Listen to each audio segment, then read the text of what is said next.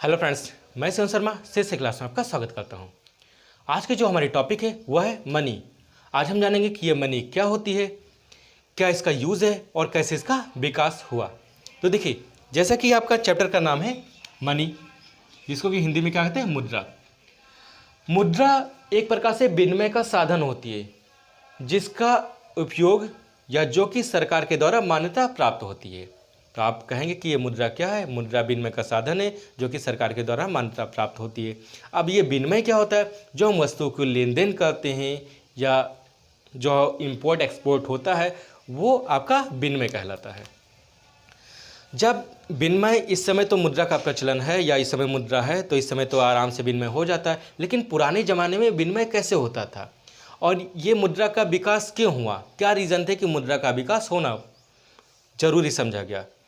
तो देखिए, जब पुराने ज़माने में हम क्या कहते कि कोई वस्तु खरीदते थे, सपोज़ करिए कि हम सब्जी खरीदने गए। अब सब्जी हमने खरीदा तो सब्जी के जब उस समय मुद्रा नहीं थी तो हम क्या करते थे, तो उससे सब्जी वालों को हम उसके बदले में कोई अनाज, गेहूँ, धान कुछ दे देते थे या फिर हम उसका कोई कार्य कर देते थे। बट अगर सब्जी वाले को अनाज नहीं लेना है या कोई कार्य नहीं करवाना है तब उसमें प्रॉब्लम क्रिएट होती थी। फिर क्या था, कुछ राजा महाराजाओं के द्वारा धातु के सिक्के चालू किए गए। धातु के सिक्के की शुरुआत हुई। अब धातु के सिक्के में क्या आता था, सोने के सिक्के। जैसे सोने के सिक्के उस समय सबसे ज़्यादा प्रचलन में था, जो लगभग 6ठी शताब्दी के पूर्व किया गया।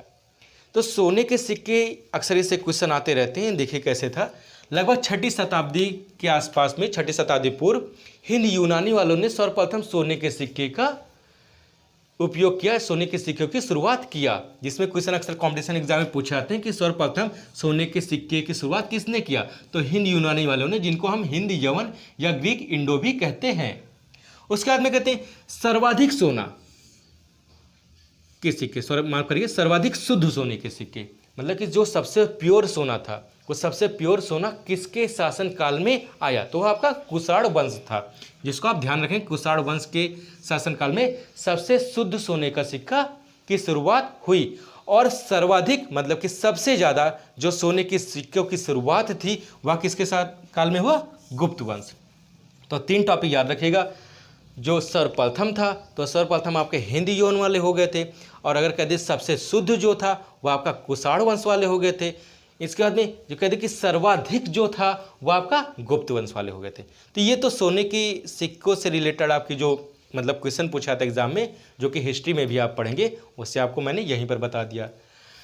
नेक्स्ट देखिए, जब ये सोने के सिक्के चलते थे तब भी एक प्रॉब्लम क्रिएट हुई थी। क्या प्रॉब्लम क्रिएट हुई थी कि उस समय अगर हम एक सिक्का सोने का ले लें तो उस सिक्के को हम क्या वैल्यू देंगे कि इस सोने के सिक्के से हम सब्जी खरीदने जाएंगे, अरे जितने का सब्जी नहीं होगा उससे ज़्यादा तो उसकी वैल्यू हो जाएगी, ठीक है। तो ये प्रॉब्लम सबसे ज़्यादा क्रिएट करती थी। लोग क्या करते थे, सोने के सिक्के को ही रख लेंगे। अगर अभी कह दें कि सोने का सिक्का चल रहा है और सोने के सिक्के एक प्रकार से रुपये का काम कर रहा है, तो सोने के सिक्के के वैल्यू ही एक्स्ट्रा हो जाएगी।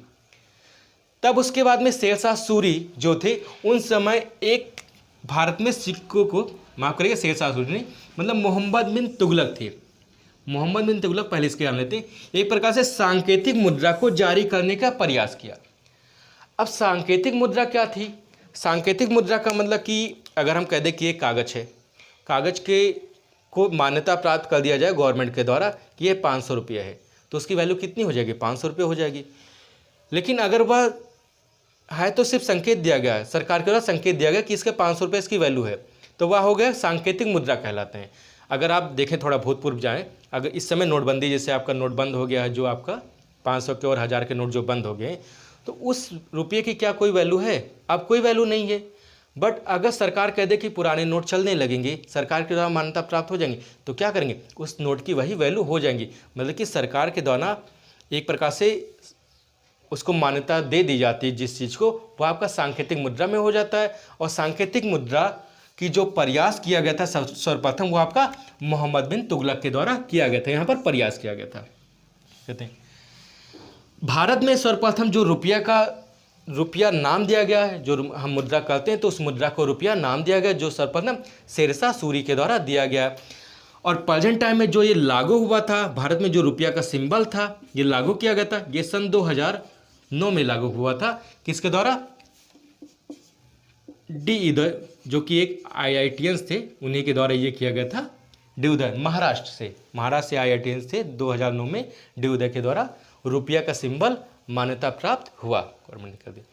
तो हमने आपको ये बताया कि जो सांकेतिक मुद्रा थी, सांकेतिक मतलब जब मान्यता प्राप्त हो जाता है गवर्नमेंट का किसी पर, जैसे आपके 500 के नोट हैं, 1000 के नोट है, उसकी अगर वैल्यू देखा जाए कागज़ के रूप में, तो कागज़ के रूप में कोई वैल्यू नहीं है, लेकिन जब उस पर संकेत हो गया कि सरकार को इसको मान्यता प्राप्त होगी, तो जितने पर जो मान्यता दे दिया सरकार ने, वह आपका उसकी उतनी वैल्यू हो जाती है। अब आते हैं इसके बाद में, फिर देखते हैं कि मुद्रा जो था, मुद्रा को का जो सारा वर्क है वो किसके द्वारा किया था? RBI के द्वारा किया था, क्योंकि जो नोट की छपाई है वो RBI के द्वारा की जाती है। अब RBI ही सारी मुद्रा के मान को कैसे निर्धारित करती है, इसके बारे में थोड़ा हम समझेंगे। नौकम देखिए, जैसे कि RBI जो कि आप जानते हैं रिजर्व बैंक ऑफ इंडिया, जिसका गठन कब हुआ? 1 अप्रैल 1935 को हुआ। अब देखिए RBI जिसका गठन कब हुआ? 1 अप्रैल 1935 को हुआ। तो RBI जो मुद्रा का मान निर्धारित करती है वो किस तरह से करती है, उसके बारे में हम जानेंगे। वो लगभग 4 प्रकार से उसके रूल्स हैं, उसको हम देख लेते हैं। M1, M2, M3, M4। हम जानते हैं कि ये M1, M2, M3, M4 ये होता क्या है, इसको देख लेंगे। M1 का मतलब हो जाएगा, अगर आपने M1 समझ लिया तो बाकी ये M2, M3, M4 कोई दिक्कत नहीं है। M1 को देखेंगे। M1 का मतलब हो जाएगा, अगर M1 की हम वैल्यू देखें कि M1 का मतलब होता क्या है। M1 में होते हैं C, जिसका मतलब होता है कैश, फिर इसमें होते हैं DD, देन होते हैं OD। इसमें आप थोड़ा नोट कर लेंगे कि ये C होता क्या है। जो टोटल कैश होते हैं उसको हम C से डिनोट करते हैं, कैश। उसके बाद में जो आपका DD होगा वो बैंकों के पास में जमा होता है, बैंकों के पास जमा। देखिए, बैंकों के पास में जो सेविंग अकाउंट में जमा होता है वो आपका DD हो जाएगा। एंड देन OD के पास में, जो अगर कह दें कि OD क्या होता है, OD आपका हो जाएगा RBI के पास में अन्य जमा। RBI के पास में जो बैंकों के द्वारा, जो कमर्शियल बैंकों के द्वारा जो रुपया जमा किया था वो रुपया कहा जाता है यहाँ पर। RBI के पास अन्य जमा। तो आप यहाँ नोट कर लेंगे। अगर M1 की वैल्यू देखें तो M1 की क्या हो जाएगी? M1 में आ जाएगा C, मतलब कैश रहेगा, और बैंकों के पास में जमा रहेगा, जो आपके कॉमर्शियल बैंक है उनके पास में जमा रहेगा, और इसके बाद में कॉमर्शियल, जो उसके बाद में RBI के पास में जमा रहेगा अन्य जमा। अन्य जमा में हो जाएंगे जो कॉमर्शियल बैंक के द्वारा जमा किया गया। जैसे एग्जाम्पल के लिए SBI आपका कॉमर्शियल बैंक है, तो SBI ने कुछ रुपया जो जमा किया RBI के पास में, वो आपका अन्य जमा में आ जाएगा। ये तो आपका हो गया M1। M1 के बाद में देखेंगे M2 क्या होता है। M2 में हम करेंगे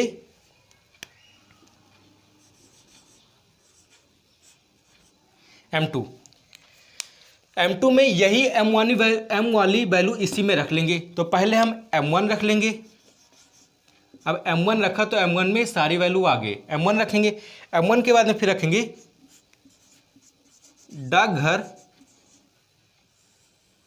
डाकघर के सेविंग अकाउंट।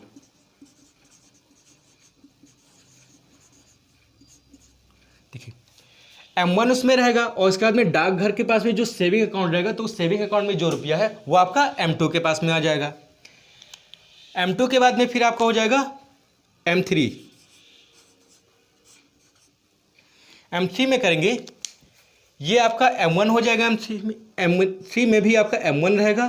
फिर यहाँ पर जैसे लिखा है डाकघर के पास में सेविंग अकाउंट, तो यहाँ पर डाकघर की जगह क्या हो जाएगा? बैंकों के पास में, बैंकों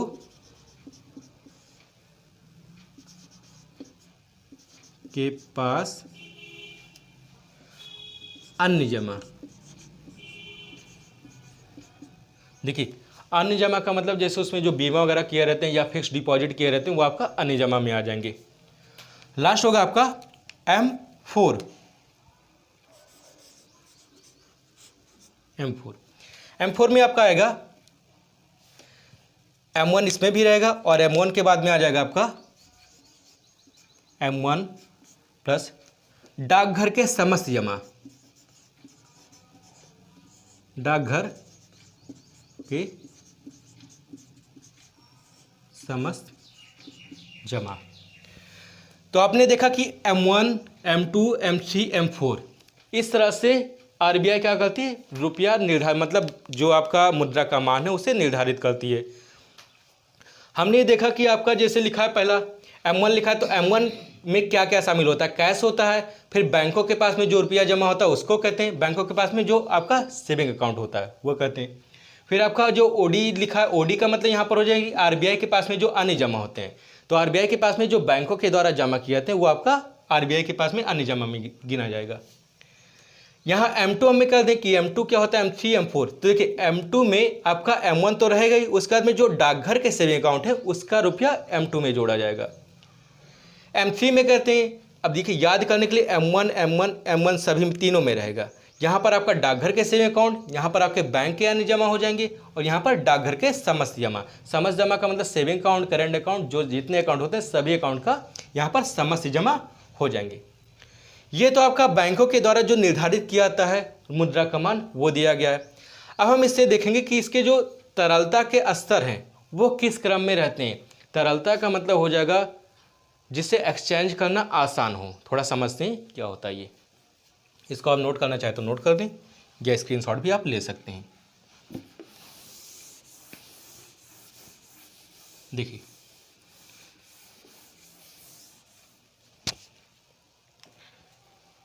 हम इसमें देख लें तरलता के स्तर पर।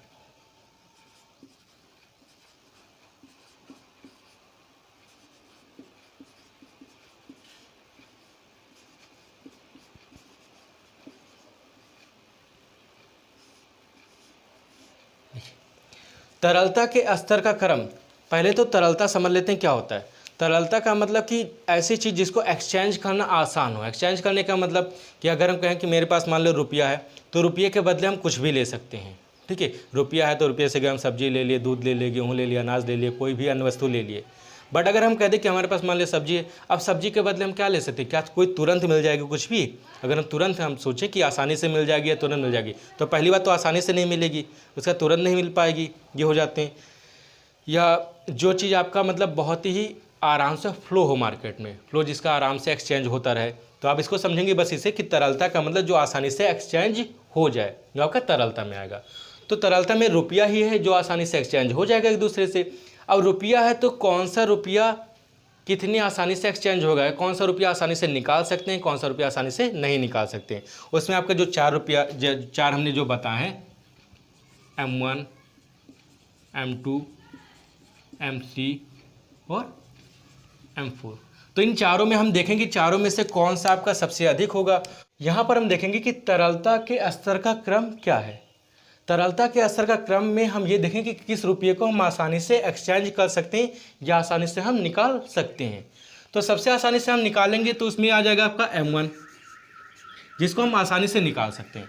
उसके बाद में लिखा है M2 में जो होता है वो क्या करते हैं, डाकघर के सेविंग अकाउंट होते हैं, तो सेविंग अकाउंट का रुपया हम आसानी से निकाल सकते हैं।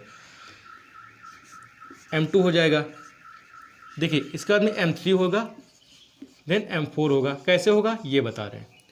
अगर आपको कह दें कि सबसे प्रॉब्लम जैसे निकालने में थोड़ा परेशानी कौन सी होती है, तो हम कह दें आपका जो डाकघर के जो जमा होते हैं, समस्त जमा, समस्त का मतलब जो उसमें फिक्स डिपॉजिट होंगे और भी बीमा वगैरह हो गए, सेविंग अकाउंट होगा, करेंट अकाउंट, अगर हम निकालना सोचें तो उसमें सबसे ज़्यादा प्रॉब्लम क्रिएट होती है अगर हम कंपेरिजन करें बैंक में सेविंग अकाउंट की अपेक्षा। तो ये कहेंगे सबसे, अगर हम तरलता का क्रम देखें तो तरलता के क्रम में जो आपका सबसे आसानी से होगा वो M1 होगा, देन M2 होगा, क्योंकि M2 में हम सेविंग अकाउंट का रुपया निकाल रहे हैं जो कि हमारे लिए निकालना आसान रहेगा।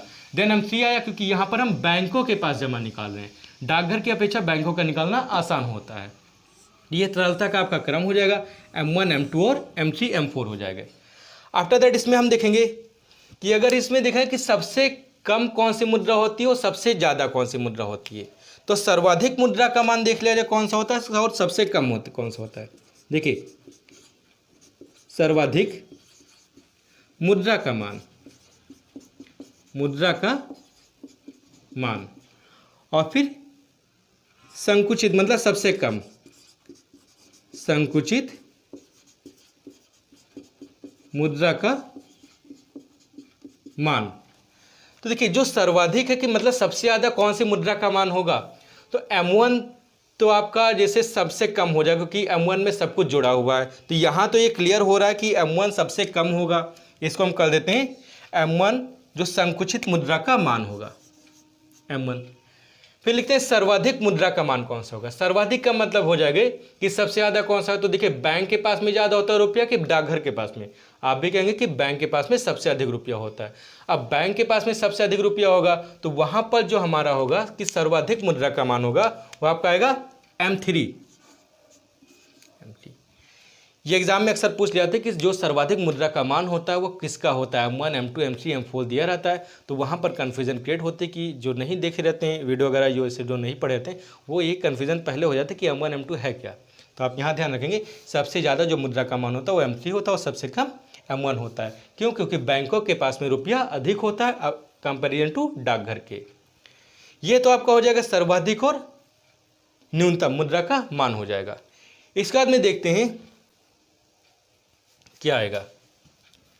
देखिए कुछ हम मुद्रा के प्रकार को देखते हैं कि मुद्रा का प्रकार कैसे होता है या मुद्रा किस किस रूप में होती है।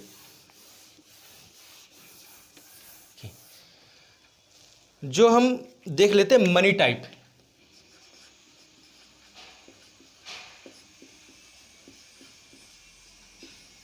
मनी टाइप, तो मनी टाइप आपके जैसे कहते हैं हॉट मनी होती है।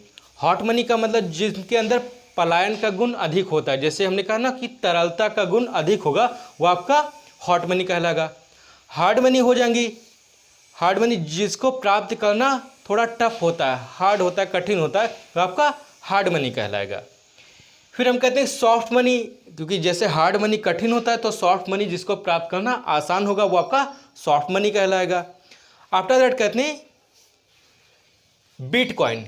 बिटकॉइन का मतलब जैसे हम इंटरनेट बैंकिंग यूज़ करते हैं, तो इंटरनेट बैंकिंग यूज़ करते हैं तब क्या होता है कि हम सारे वर्क जो रुपये का एक्सचेंज करना है, भेजना है, रिसीव करना है, जो भी करना है, वो हम कंप्यूटर पर जब जो वर्क करते हैं मुद्रा से रिलेटेड, वो आपका बिटकॉइन के रूप में जाना जाता है। यह आपका भौतिक रूप में नहीं होता है बिटकॉइन। इसी बिटकॉइन को एक और नाम दिया जाता है, देखिए एक और नाम कहते हैं क्रिप्टो करेंसी। क्रिप्टो करेंसी या फिर डिजिटल करेंसी, जो कि इस समय सबसे अधिक हो रहा है। डिजिटल करेंसी, क्रिप्टो करेंसी हो जाएगा। तो ये आपका क्रिप्टो करेंसी, और थोड़ा इसको सही लिख देते हैं वरना इसी में खिचड़ी बन जाती है।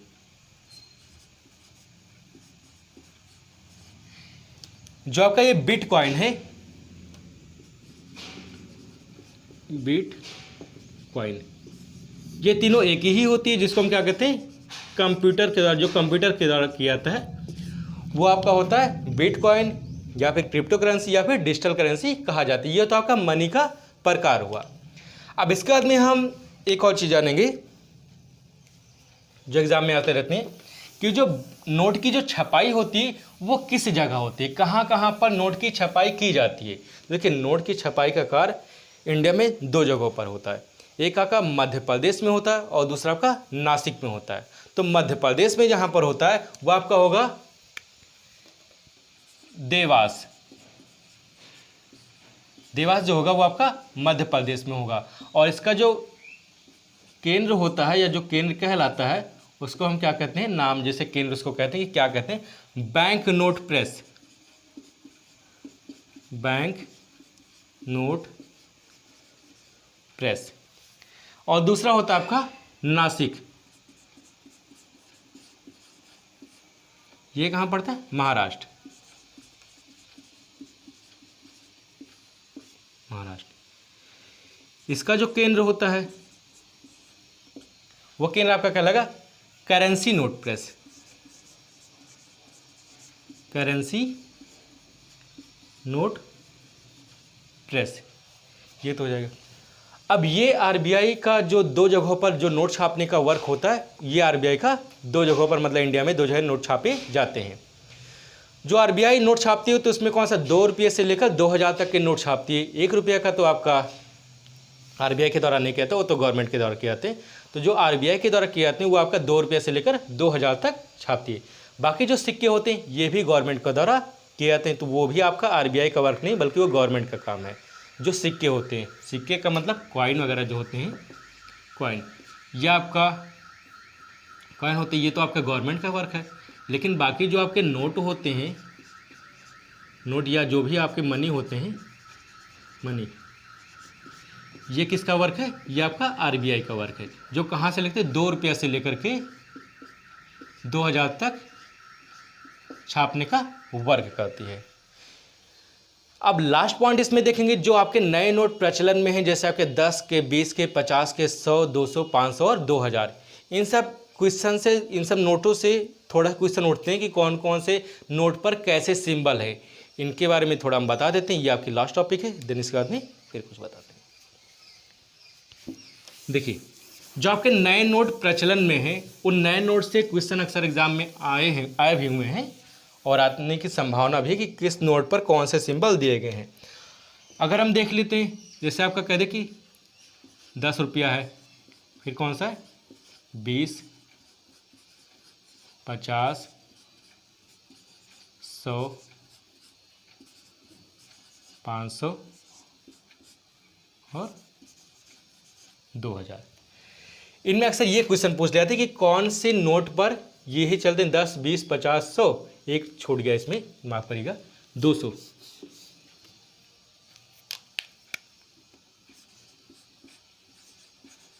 200, 500 और 2000। इनमें हमें देखना है कि कौन से नोट के पीछे कौन से सिंबल होते हैं और वो सिंबल आपके कहाँ से लिए गए हैं। अगर पहला देखा है कि जो आपका 10 रुपये का है उस पर कौन से होते हैं? कोणार्क मंदिर,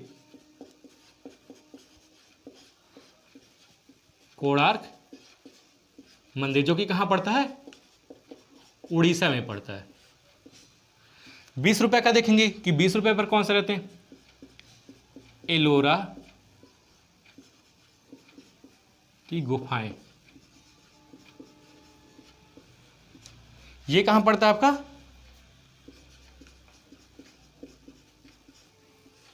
महाराष्ट्र। 50 पर कौन सा पड़ता है? हम्पी का रथ, हम्पी का रथ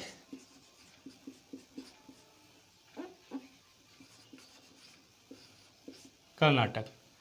100 पर करेंगे रानी की बावड़ी, ये कहाँ है? गुजरात। 200 पर आएगा आपका सांची स्तूप,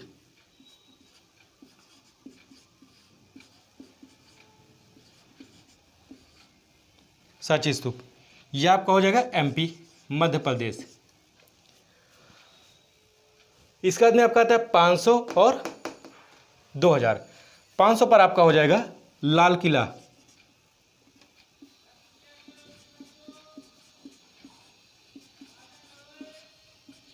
लाल किला जो कि सब जानते हैं कहाँ पड़ेगा? दिल्ली। और 2000 पर आएगा मंगलयान,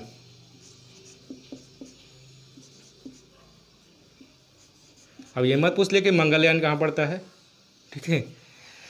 मंगलयान। और एक यहाँ पर सिंबल है गांधी जी के साथ अशोक का स्तंभ, वह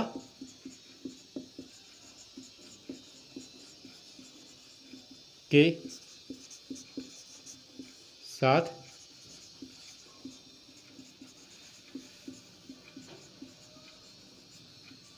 अशोक स्तंभ। ये तो आपके जो नए नोट प्रचलन में हैं उनके बारे में बताया गया कि कौन कौन से आपके नोट हैं और किस नोट पर क्या सिंबल दिए गए जो एग्जाम में अक्सर पूछे जाते हैं। तो ये वीडियो आपको कैसे लगी इसको आप कमेंट करके बताइएगा, जिससे कि मैं अपना नेक्स्ट लेक्चर जल्दी से ला सकूं। Thanks for watching this video.